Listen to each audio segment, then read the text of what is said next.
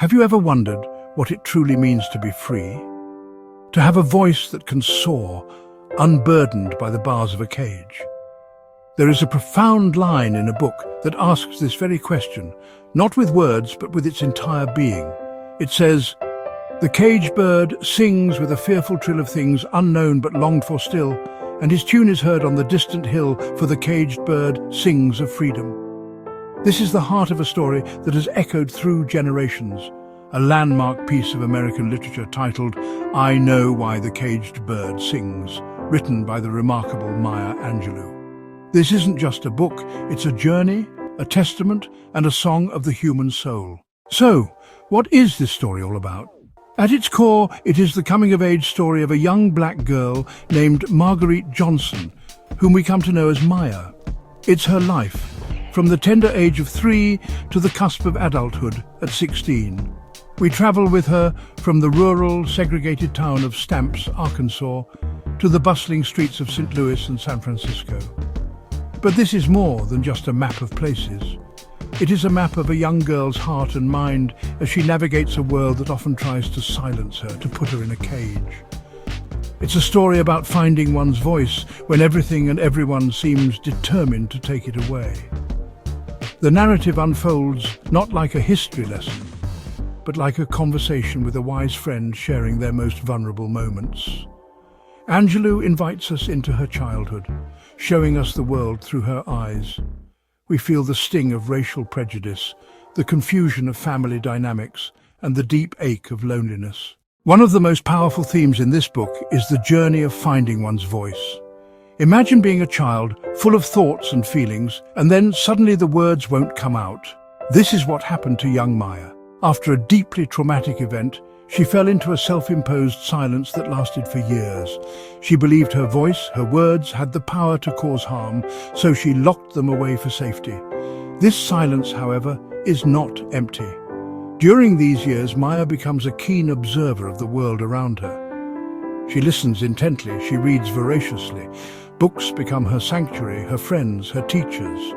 The moment of breakthrough is a testament to the power of human connection. A kind and perceptive woman, Mrs. Bertha Flowers, sees the intelligent, vibrant girl trapped behind the silence. She doesn't force Maya to speak. Instead, she coaxes her out with respect, poetry, and homemade cookies. This act of kindness and understanding is the key that unlocks Maya's cage of silence. It's a beautiful illustration of how we all need someone to believe in our voice before we can believe in it ourselves. Another fundamental question this book explores is, who are you? For a young black girl growing up in the segregated American South, this was not a simple question.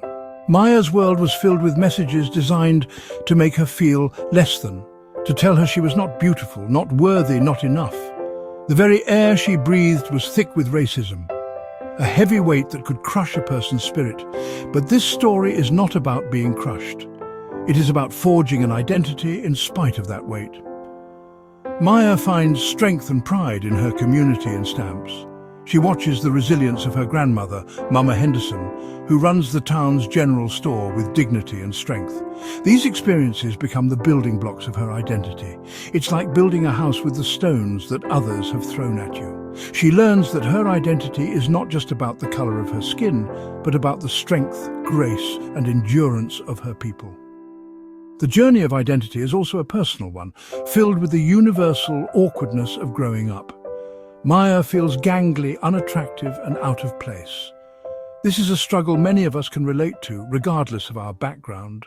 Perhaps the most resonant theme throughout is the incredible resilience of the human spirit. Maya Angelou's early life was marked by displacement, prejudice, and profound trauma. Yet the story is not a tragedy. It is a chronicle of survival. Think of a young tree in a relentless storm.